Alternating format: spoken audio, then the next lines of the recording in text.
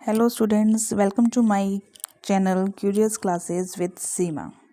तो बच्चों, आज हम चैप्टर थर्ड, बहुत ही इंटरेस्टिंग चैप्टर स्टार्ट करने वाले हैं। Chapter third, mindful eating, a part to a healthy body. इस चैप्टर में हम जानेंगे कि हमें हेल्दी रहने के लिए कैसा खाना खाना चाहिए, कब खाना चाहिए और किस प्रकार का, कितनी क्वांटिटी में खाना चाहिए।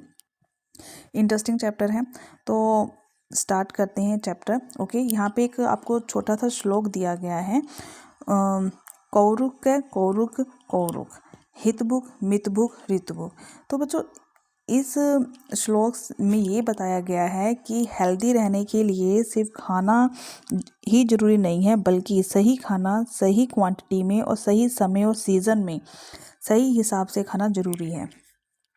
तो देखो, कहने का मतलब क्या है, कौरुक कौरुक कौरुक मीन्स कि कौन हेल्दी है, कौन स्वस्थ रहता है। हु इज़ हेल्दी लिखा हुआ है ना, who is healthy who is healthy who is healthy, मतलब कौन स्वस्थ है कौन स्वस्थ है कौन स्वस्थ है। And one who eat food that is wholesome in moderate quantities and appropriate for the season time and place. देखो, कहने का मतलब क्या है, हितभुक। हम यह मतलब समझते हैं हितभुक। हितभुक का मतलब क्या होता है, हितभुक जो हेल्दी और बेनिफिशियल फूड खाते हैं, मतलब जो बॉडी के लिए अच्छा है, जो हेल्दी फूड खाते हैं जो बॉडी के लिए अच्छा है। मितभुक, मितभुक का मतलब होता है जो लिमिटेड क्वांटिटी में खाता है, ठीक है, ना बहुत ज़्यादा ना ही बहुत कम। ऋतुभुक जो सीज़न के अकॉर्डिंग फूड खाते हैं, जैसे समर में हम समर फूड, जो समर में फूड आते हैं, ठंडा खाना खाते हैं, विंटर्स में गर्म खाना खाते हैं, जो सीज़न के अकॉर्डिंग खाना खाते हैं वो। तो इसका कहने का मतलब क्या हुआ, इसका कहने का मतलब ये है कि हेल्दी रहने के लिए सिर्फ खाना ज़रूरी नहीं है, बल्कि सही खाना सही मात्रा में सही समय और सही सीज़न के हिसाब से ही खाना चाहिए। ठीक है बच्चों, ठीक है। तो ऐसे ही हम इस चैप्टर में हम ये देखेंगे कि कैसे हम खाना खाकर अपने आप को हेल्दी रख सकते हैं, सही क्वांटिटी में और सही हेल्दी फूड खाकर। ओके, तो देखो आगे क्या है, यहाँ पे देखिए क्या है ये कि ये पिक्चर देखिए, आपको इमेज दिखाई दे रही है। आज का विचार, थॉट ऑफ द डे। एक बोर्ड है, स्कूल में अक्सर लगा होता है, नोटिस बोर्ड लगा होता है जिसमें थॉट ऑफ द डे लिखा होता है। तो उसमें देखो, एक medu and Mishti read thought of the day, वो थॉट ऑफ द डे पढ़ रहे हैं on the school notice board every day. Today's thought, आज का थॉट क्या है, देखो पढ़ के देखो। अनेन जातानी जीवंती, अनेन जातानी जीवंती मेक्स देम क्यूरियस, मतलब कि उन्होंने इस लाइन के लिए उनको बहुत क्यूरियस बना दिया कि अरे इसका मतलब क्या हुआ। तो Mishti tells Medu that it is a Sanskrit, Mishti Medu से क्या कहती है कि एक संस्कृत शब्द है which means food gives life to the living beings, कि जिसका मतलब क्या है कि जो खाना होता है वह सभी को जीवन देता है, देता है या नहीं देता है। ठीक है, फूड से हम लोग भी जीवित रहते हैं, एनिमल्स को भी जीवन मिलता है। तो food gives life to the living being, सभी लिविंग बींग्स के लिए फूड ही आवश्यक होता है। ओके, तो आगे देखिए, let us understand the significance to saying this. कहता है अब इसका जो मतलब है, उसका महत्व क्या है, उसके बारे में देखते हैं। क्या है, व्हाट डू वी ईट, हमें क्या खाना, हम क्या खाते हैं, व्हाट डू वी ईट, हमें क्या खाते हैं। देखो, एक्टिविटी 3.1 में देखते हैं क्या है। कहता है all of us eat food every day, food is essential component in our daily life. Okay, हम सभी खाना खाते हैं और food is an essential component, और फूड के अंदर सारे इसेंशियल कंपोनेंट पाए जाते हैं हमारी डेली लाइफ में। List the food item you have consume over the week in table 3.1। अब देखो बच्चों, आपको क्या करना है, यहाँ पे ये जो आपके पास टेबल 3.1 दे रखी है, इसमें आपको क्या करना है कि Monday, Tuesday, Wednesday, Thursday, Friday, Saturday, Sunday, आप जो जो फूड आइटम ईट करते हैं उसके बारे में लिखते जाइए। आप मॉर्निंग, आफ्टरनून, इवनिंग, इसमें भी लिख सकते हैं कि मॉर्निंग में क्या खाते हैं, दोपहर में आपने क्या खाया, इवनिंग में क्या खाया। तो आपको ऐसे ही ये सारा फूड आइटम जो है पर वीक के हिसाब से आपको फिल करना है। उसके बाद क्या है कि what observation can you make about your food from the data collection। अब जो भी आपने डेटा आप कलेक्ट करेंगे, अपना बनाइए, अपने फ्रेंड का बनाइए, तो उसको आपने ऑब्जर्व करना है। Do you eat the same kind of food in every meal और डू योर चॉइस वेरी, कि आप सेम तरीके का खाना खाते हैं या आपकी चॉइस ऊपर नीचे होती रहती है। Okay, and compare your list with those prepared by your friend, और जो भी लिस्ट आपने बनाई है और जो आपके फ्रेंड्स ने बनाई है उसे कंपेयर कीजिए। Find the similarities and the differences in the food consume by you, उसमें जो भी सिमिलैरिटीज़ हैं, जो भी डिफरेंसेस हैं, जो भी फूड आप और आपके फ्रेंड खाते हैं, ठीक है, उसको फाइंड आउट करिए क्या सिमिलैरिटीज़ हैं, क्या डिफरेंसेस हैं, and what did you find, और आपने क्या फाइंड किया बताएं। उसके बाद है record your finding in your notebook, और जो भी आपको मिलता है आपने उसको नोटबुक में क्या करना है, नोट करना है।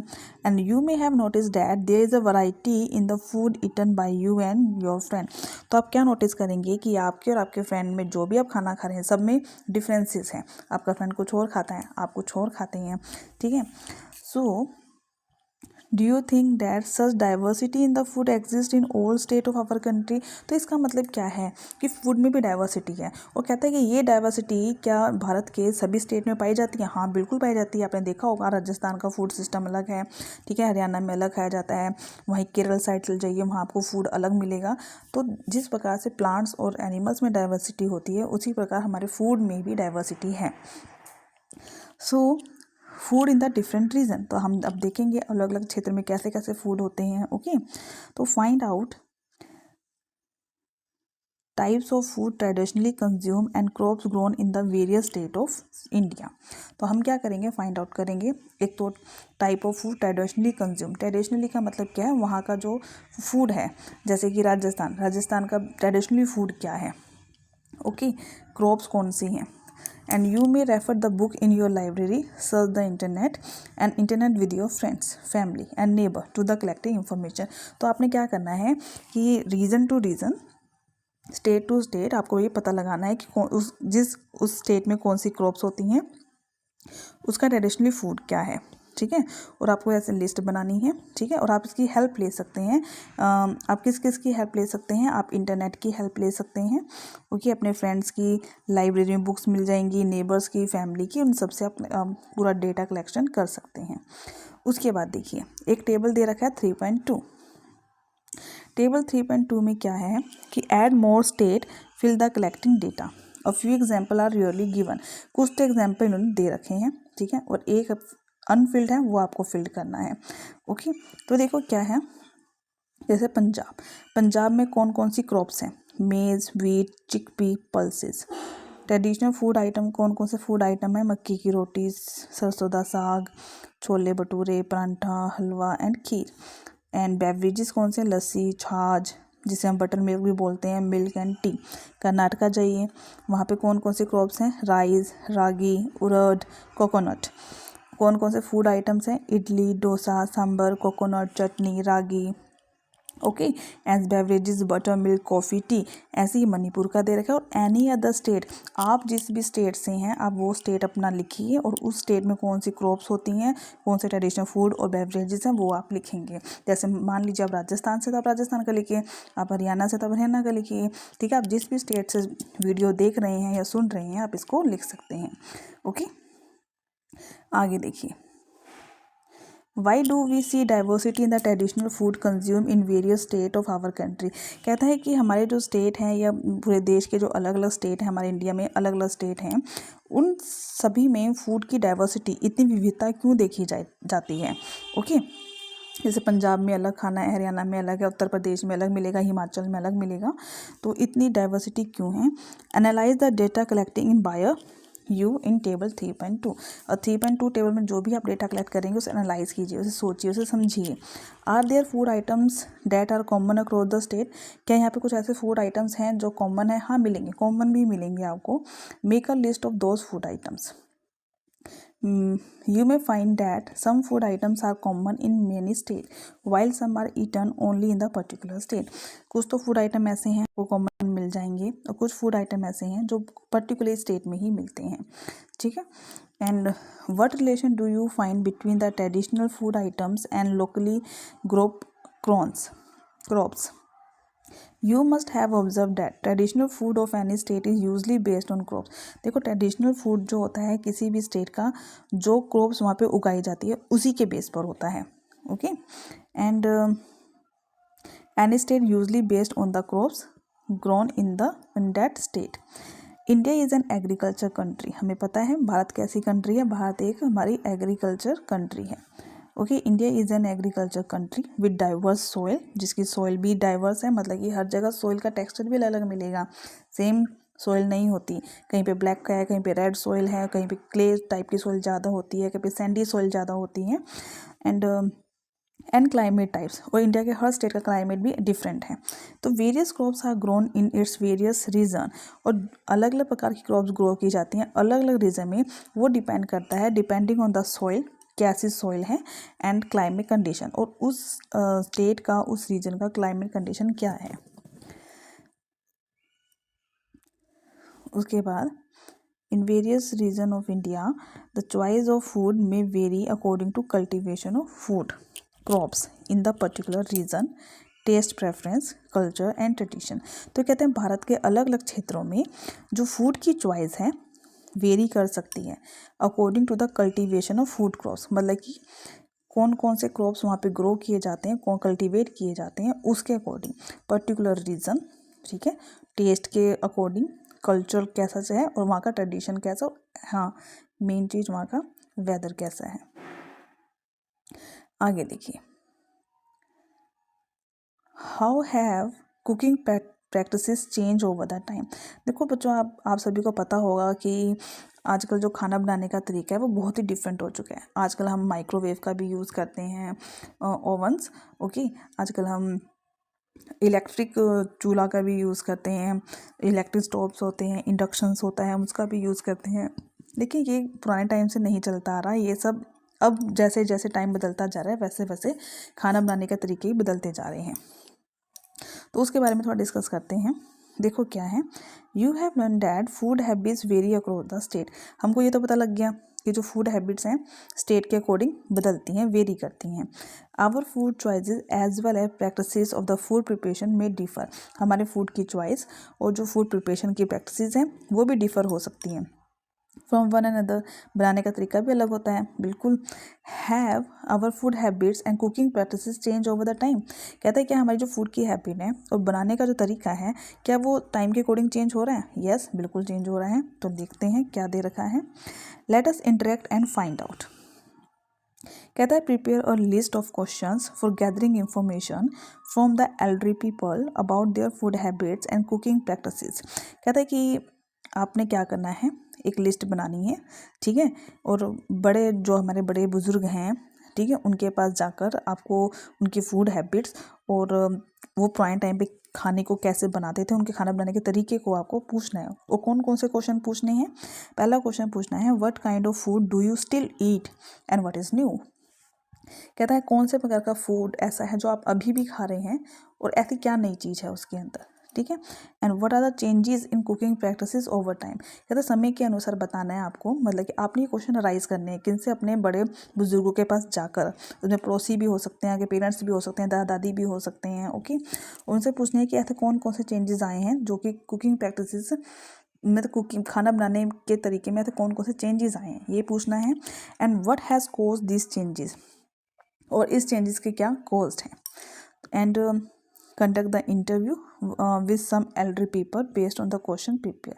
आपने क्वेश्चंस पूछने हैं और एक इंटरव्यू कंडक्ट करना है किसी बड़े व्यक्ति के पास जाके. बड़े व्यक्ति मैंने आपको बता दिया, ये आपके ग्रैंड पेरेंट्स हो सकते हैं, आपके पेरेंट्स हो सकते हैं, नेबर्स हो सकते हैं. ओके, तो देखिए क्या है ध्यान से.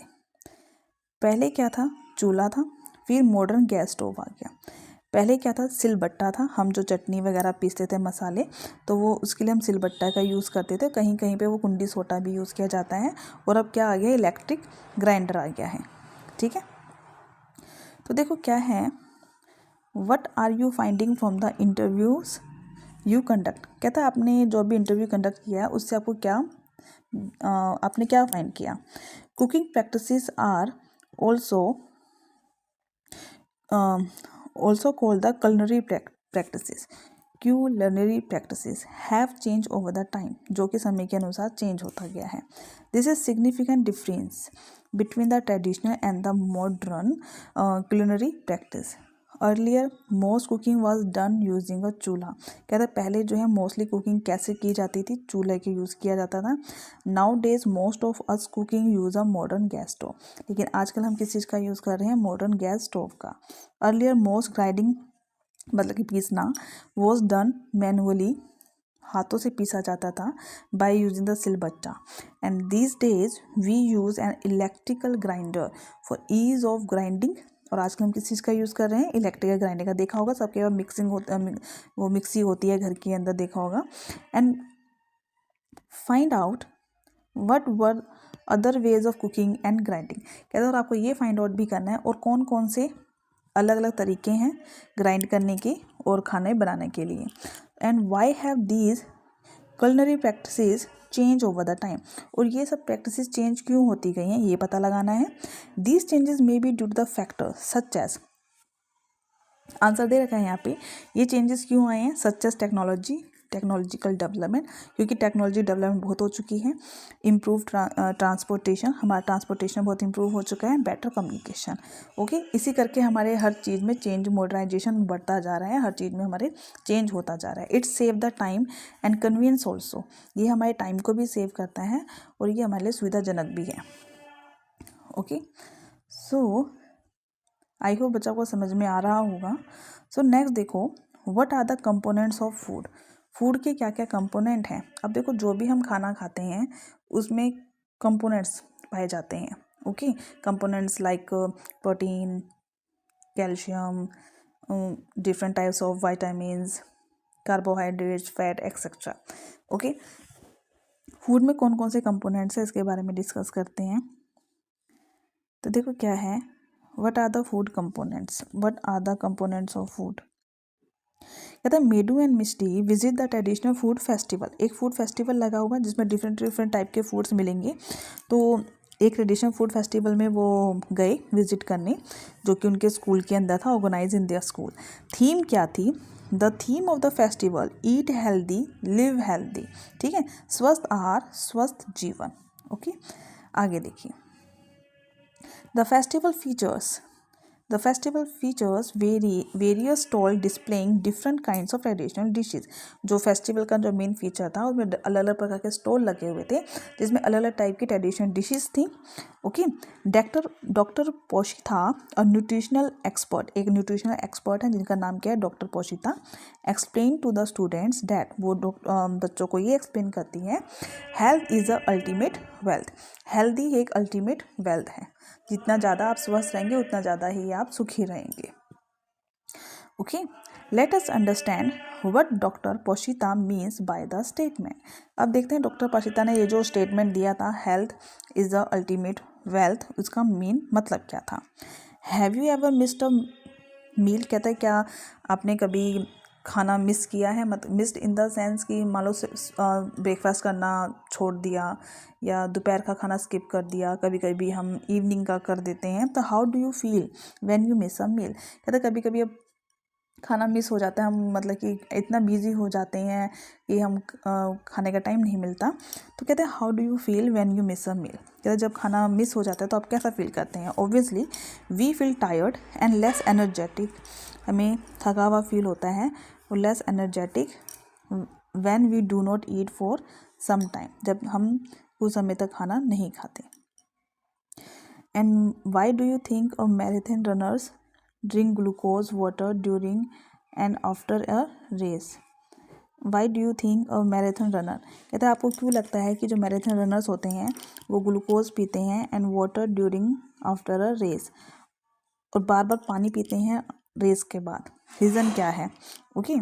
सो रीज़न क्या है कि ग्लूकोज प्रोवाइड इंस्टेंट एनर्जी, जो ग्लूकोज है वो हमें इंस्टेंट एनर्जी देता है। And glucose is an example of carbohydrate, glucose किसका एग्जाम्पल है, कार्बोहाइड्रेट्स का, ध्यान में रखना है। ग्लूकोज में क्या पाया जाता है, कार्बोहाइड्रेट्स होता है and it gives the instant energy, इसलिए जो रनर्स होते हैं वो बार बार ग्लूकोज का वाटर ड्रिंक करते हैं। And carbohydrates are one of the primary source of energy in our diet, जो कार्बोहाइड्रेट्स है वो हमारी डाइट का प्राइमरी सोर्स है, okay. Cereals like wheat, rice, maize, vegetables like potato, sweet potato, fruits like banana, pineapple, mango are some sources of carbohydrates. ये सब किसके sources हैं? हमारे कार्बोहाइड्रेट्स के। तो यहाँ पे हमारे पास क्वेश्चन बनता है what are the carbohydrates and what are the main sources of carbohydrates. What are the carbohydrates and what are the main sources of carbohydrates. तो इसका आंसर आपको बताना है कमेंट करके। ओके, तो आप ये पिक्चर में भी देख सकते हैं potato, sugar cane, banana, pineapple, mango, maize, bajra, rice, wheat, sweet potato. These are some sources of the carbohydrates. So carbohydrates primary source है एनर्जी का और दीज आर द सोर्सेज। आगे देखिए, do you know that common sugar is also a type of carbohydrates. एक common है sugar, sugar is a type of carbohydrates. Yes. So why do you think we prefer to have laddus as a part of our traditional diet in winter? कहते हैं कि why do you think, हम जो traditional diet है सर्दियों में mostly क्या बनाए जाते हैं? लड्डूज। ओके, तो वो क्यों बनाए जाते हैं? बेसन और wheat flour and the ghee are among the main ingredients of the laddoos. जो भी हम लड्डूज बनाते हैं उसमें मोस्टली क्या यूज़ किया जाता है? बेसन, व्हीट, घी, शुगर, गोंद, okay, nuts and seed. Ghee and various kind of oils are grouped under the another kind of food component. okay, जो घी और जो ऑयल जो मिक्स किया जाता है वो दूसरा कंपोनेंट है फूड का, जिसको हम क्या बोलते हैं? फैट। क्या बोलते हैं जिसे हम? फैट। तो अभी हमने पढ़ा किसे? कार्बोहाइड्रेट्स को। ओके, अब व्हीट तो कार्बोहाइड्रेट्स है ही, व्हीट में क्या है? कार्बोहाइड्रेट्स हैं, बट इसके अंदर हमने क्या मिक्स कर दिया? घी या ऑयल। ओके, तो नट्स ऑल्सो, तो ये इसमें इसका मतलब ये अनदर कंपोनेंट्स हो गया, डेट इज़ फैट। उसे हम क्या बोलेंगे? फैट। और सोर्सेज क्या है फैट की? Sources of fats can be from plants and animals. ये हमें प्लांट से ही मिल सकता है और एनिमल्स से भी। Nuts such as ground nuts, walnuts, coconut, almonds and seed such as pumpkin seeds, sunflower seeds are some sources of fats. ये सब किसके सोर्स हैं? फैट्स के। And fat is a source of stored energy. Okay, और fat किसका source है? Stored energy का। ठीक है, आगे ये देखिए, curd, almond, cashew nut, sesame seeds, soybean, ground nut, walnut, sunflower seed, butter. okay, these are the sources of fat. So it means that carbohydrates and fats provide us energy. ये दोनों हमें क्या प्रोवाइड कराते हैं? Energy for performing the various activities. Therefore they are called the energy giving food. इसलिए हम इसे क्या बोलते हैं? Energy giving food. ओके, कहता है identify more food item that are rich source of carbohydrates and fat. आपको और आइटम्स बताने हैं जो कि कार्बोहाइड्रेट्स और फैट के सोर्सेज हैं। देखो ये बियर क्या कर रहा है यहाँ पे, polar bear accumulate a lot of fat. Polar bear आपने टीवी वगैरह में देखा होगा, उसकी पिक्चर्स देखी होंगी। जो पोलर बियर है उसकी स्किन के अंदर बहुत सारे फैट होते हैं and these fat serve as an energy source. अब वो फैट क्या काम करता है? उसको एनर्जी देता है। It support them during their month long winter sleep, hibernation. Long winter sleep को हम क्या बोलते हैं? हाइबरनेशन। ये किस चीज़ में सपोर्ट करता है? जब उसे लंबे टाइम तक सर्दियों में सोना होता है। ओके, तब क्या करता है? वो अपने फैट का ही यूज़ करता है एनर्जी के लिए। Enabling them to survive without eating, जो उसे विदाउट ईटिंग मतलब बिना खाए वो जो सर्वाइव कर सकता है। ओके, ठीक है। तो बच्चों आज हमने पढ़ा कार्बोहाइड्रेट्स, फैट। ओके, हमने थोड़ा हम खाना क्यों खाते हैं, why do we eat food, अलग अलग रीजन में अलग अलग टाइप के फूड पाए जाते हैं, सब के बारे में डिस्कस किया। ठीक है, और हमने 2 कंपोनेंट पढ़े हैं, कार्बोहाइड्रेट्स एंड फैट। तो अब आपको क्या करना है? इसको ध्यान से पढ़ना है। और what are the carbohydrates, what are the sources of carbohydrates, what is fat and what are the sources of fat। तो आपको इसके आंसर कमेंट में लिखने हैं। तो अगर आपको वीडियो अच्छी लगी हो तो इसे लाइक करें, कमेंट करें, चैनल को सब्सक्राइब करना ना भूलें।